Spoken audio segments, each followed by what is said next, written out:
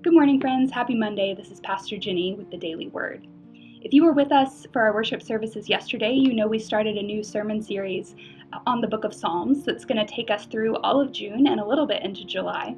And what we're going to do every week is focus in on a sort of category or theme that we find within the book of Psalms. And every week we'll have one psalm to illustrate that as our sermon text.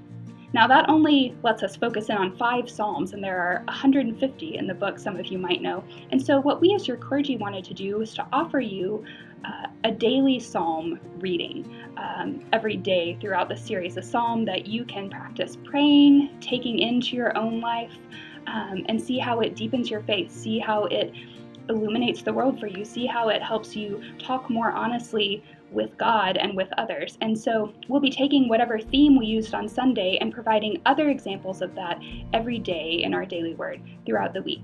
So we started out talking about worship, how the Psalms bring us into a state of worship, how they remind us of all that God has done and all that we celebrate. So today I'm going to start by reading Psalm 121 and talking about that a little bit. This is Psalm 121.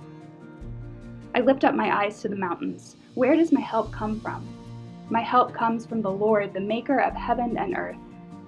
He will not let your foot slip. He who watches over you will not slumber. Indeed, he who watches over Israel will neither slumber nor sleep. The Lord watches over you. The Lord is your shade at your right hand. The sun will not harm you by day, nor the moon by night. The Lord will keep you from all harm. He will watch over your life. The Lord will watch over your coming and going both now and forevermore. This psalm comes from a section of the book toward the end of the book of Psalms that's called the Songs of Ascent, like you're ascending a hill or a mountain. And I've always loved this section of the book. I love the images that are presented, the language, but I didn't really know what Songs of Ascent meant until a couple of years ago when I was able to take a trip to the Holy Land with some other clergy led by a professor, Jack Beck. Michael and I have referenced him now for a few weeks in our discussion of the book of Amos in our Wednesday Bible study.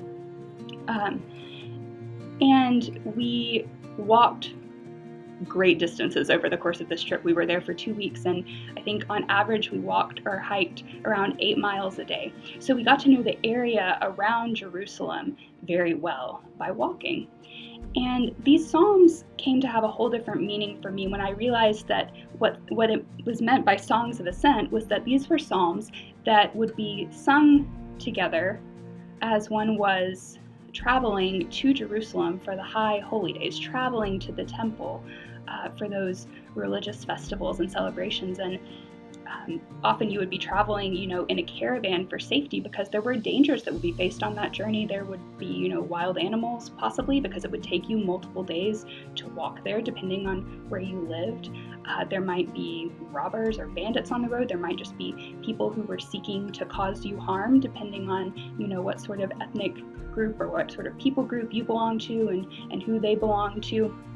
And so this psalm in particular became much more powerful for me, realizing that that was the context in which this would be sung. And I love particularly how the language starts out by saying, I lift up my eyes, my help comes from the Lord. And then the rest of it switches to you language. So it goes from me saying, God is my refuge, God is my help, and transitions to saying, he will not let your foot slip. He who watches over you will not slumber. This kind of singing of assurance, not just for me, but for you, for all of us as we are traveling this journey together. And it may be fraught with danger, but these things still hold true.